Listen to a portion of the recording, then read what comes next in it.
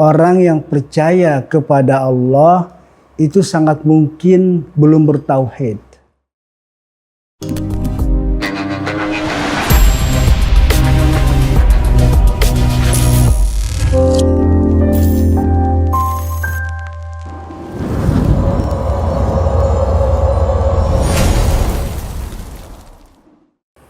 Assalamualaikum warahmatullahi wabarakatuh.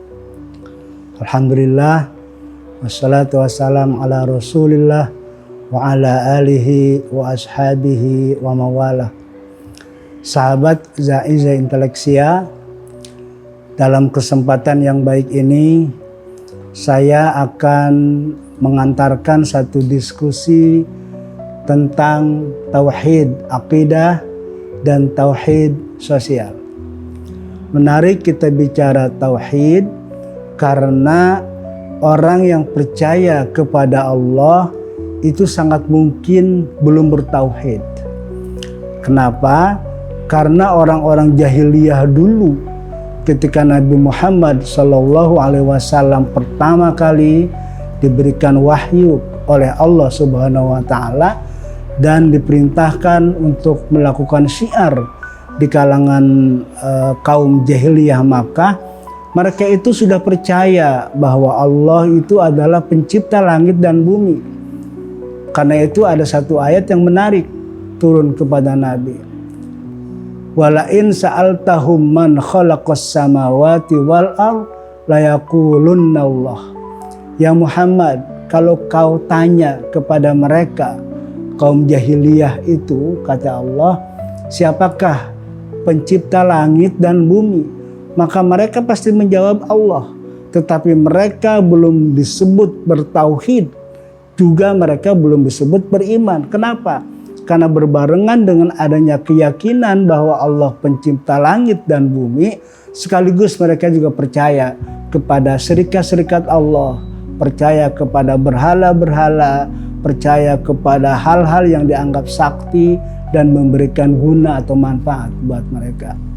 Sahabat Zaiza Inteleksia yang saya cintai, kembali ke tema kita, tauhid akidah dan tauhid sosial.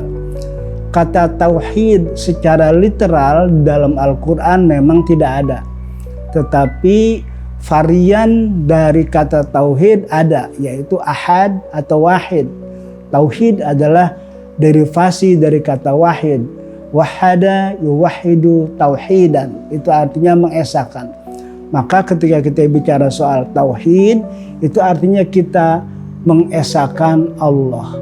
Tetapi pada saat kita mengesahkan Allah, ini hati-hati. Kenapa? Seperti disinggung di ayat yang pertama tadi saya kutip, bahwa mengesahkan Allah itu berbarengan dengan kita harus mengerti tentang siapa Allah. Dan sekaligus juga kita harus mampu melakukan, memposisikan Allah dengan benar, dan memposisikan sesuatu selain Allah juga dengan benar. Karena apa? Kalau kita sudah mengerti siapa Allah, maka tauhid kita akan betul-betul sesuai dengan apa yang diturunkan, dengan apa yang diajarkan oleh Allah kepada Rasulullah Muhammad SAW.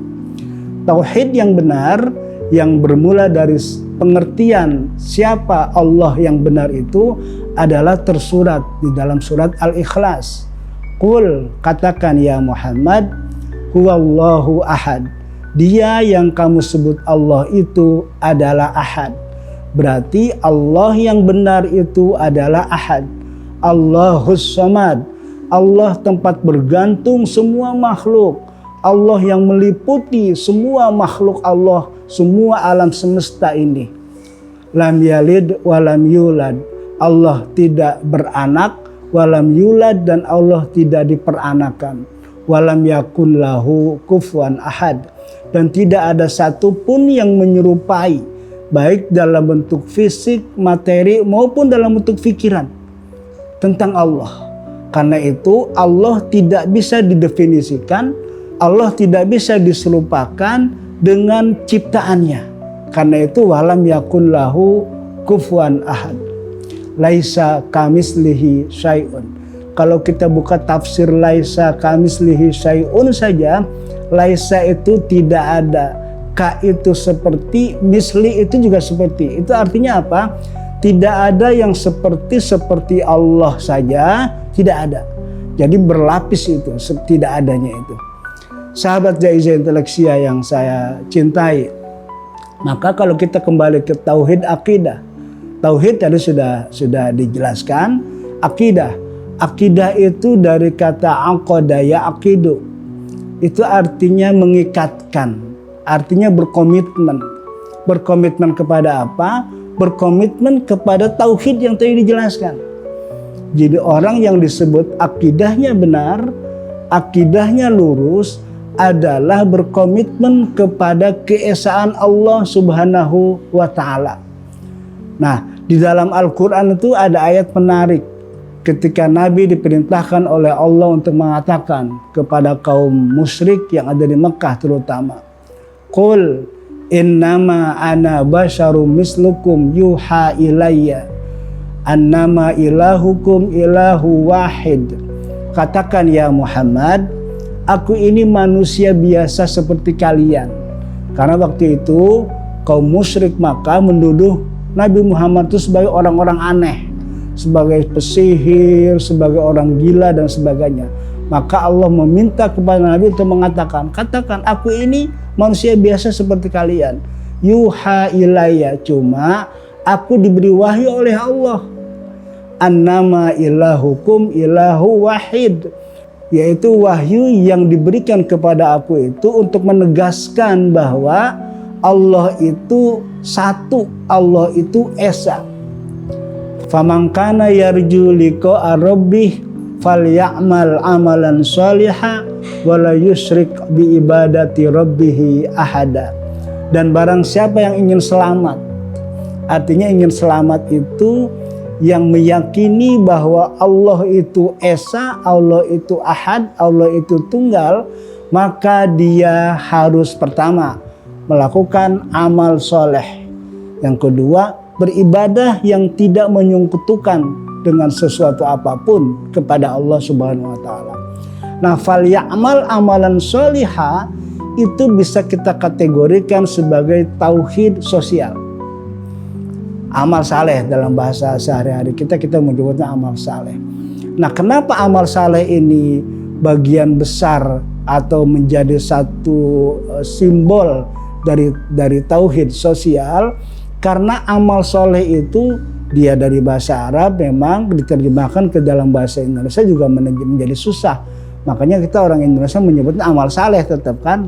Tetapi amal soleh itu yaitu satu perbuatan, satu tindakan yang soleh. Apa itu soleh? Di dalam berbagai macam pengertian, terutama kalau kita ambil padanan dari bahasa Inggris, kata soleh itu begitu banyak mengandung arti yang sangat penting. Pertama, kita bisa artikan soleh itu artinya profesional.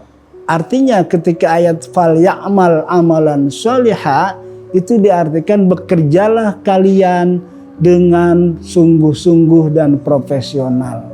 Itu makanya disebut setelah kita beriman, bertauhid kepada Allah, lalu kita secara sosial diminta, diwajibkan oleh Allah fal ya'mal amalan sholiha.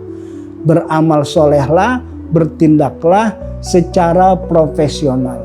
Yang kedua, amal soleh itu juga merupakan, kalau dalam bahasa filsafat disebut praksis. Artinya apa? Orang yang melakukan sesuatu dasarnya juga harus pengetahuan. Maka berdasarkan pengetahuan itulah seseorang yang melakukan amal saleh, dia melakukan berbagai macam tindakan dan perbuatan. Yang ketiga, amal saleh bisa diartikan sebagai satu perbuatan, satu tindakan yang tepat guna. Artinya apa? Artinya bahwa kalau di satu masyarakat di situ sedang memerlukan kesehatan misalnya, atau sedang memerlukan satu pendidikan, nah maka orang yang berpikiran atau orang yang memiliki wawasan amal saleh itu adalah dia akan melakukan, dia akan berbuat sesuatu yang dibutuhkan oleh masyarakat.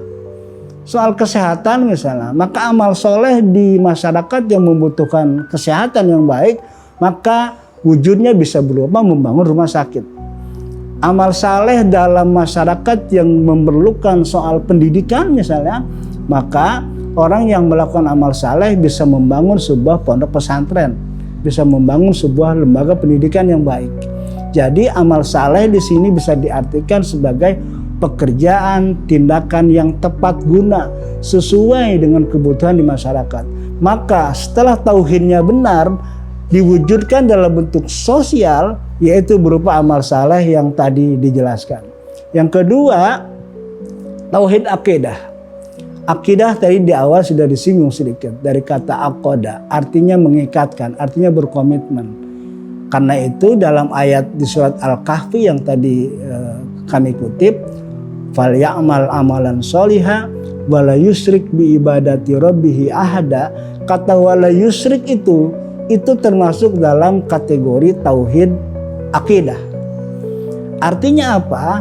Hati-hati ketika kita sudah beriman kepada Allah, ketika kita sudah bertauhid kepada Allah, maka efek dari tauhid, dari iman tadi itu, kita tidak boleh menyekutukan Allah dengan suatu apapun. Menyekutukan itu kalau dulu jelas berhala, kemudian turun ke keris, misalnya ke makam keramat, ke batu segala macam, itu jelas. Justru di zaman modern ini banyak akidah yang tidak terasa telah rusak sesungguhnya. Kenapa? Karena komitmen kepada Allah yang esa, yang tunggal, yang suci itu kadang-kadang terbelah, kadang-kadang ada yang menyertainya. Apa yang menyertainya? Misalnya saya memiliki satu keinginan supaya saya dikenal banyak orang, ingin populer misalnya, ingin viral, apa yang saya sampaikan, apa yang saya katakan, ingin viral. Nah, viral, populer, popularitas dan seterusnya itu di zaman modern ini dia bisa menjadi penyerta dari Allah. Karena itu kemusyrikan yang akidahnya rusak karena niat-niat yang tadi itu. Dia riya, dia sum'ah. Riya adalah ingin dipuji, sum'ah adalah ingin terkenal. Nah, riya dan sum'ah itu kata para ulama sufi terutama di era modern itu dia menjadi personifikasi berhala zaman dulu. Yang sekarang sudah tidak terlihat. Orang kan mau terkenal tidak terlihat, tidak ada wujud bendanya. Orang kan mau dipuji juga tidak terlihat. Tetapi justru itu yang merusak tauhid akidah. Karena itu kata Allah dalam satu hadis qudsi mengatakan, "Aku tidak akan memberi pahala dan balasan kebaikan kepada engkau yang riya dan sum'ah." Kenapa? Karena engkau beribadah, melakukan apapun baik secara sosial maupun secara ukhrawi, duniawi dan ukhrawi, itu dasarnya bukan aku, tapi karena engkau ingin terkenal, karena engkau ingin dipuji oleh orang selain aku. Karena itu nanti engkau mintalah pahala kepada orang yang engkau riakan, minta pahala, minta balasan kebaikan kepada engkau yang sum'ahkan itu. Sahabat Jaizah Inteleksia yang saya cintai. Jadi secara sederhana, tauhid akidah adalah tauhid yang berkomitmen kepada keesaan Allah, baik dalam bentuk niat, pikiran, dan perbuatan. Tetap kita mengorientasikan hidup kita hanya kepada Allah. Dan tauhid sosial adalah satu ikatan mengesahkan Allah tetapi diwujudkan dalam bentuk amal saleh. Amal yang dibutuhkan oleh umat manusia, amal yang memang tepat guna yang kita kerjakan, amal yang profesional, sekaligus amal yang dasarnya adalah pengetahuan. Sehingga masyarakat dengan tauhid sosial ini mendapatkan manfaat yang cocok, manfaat yang relevan sesuai dengan yang mereka butuhkan. Sahabat Jaizah Inteleksia, saya kira saya akhiri sampai di sini. Semoga ada manfaat dan semoga kita memperoleh barakah, inayah, hidayah dari Allah Subhanahu wa taala. Terima kasih. Assalamualaikum warahmatullahi wabarakatuh. Jaizah Inteleksia, membaca, berpikir, dan berkarya.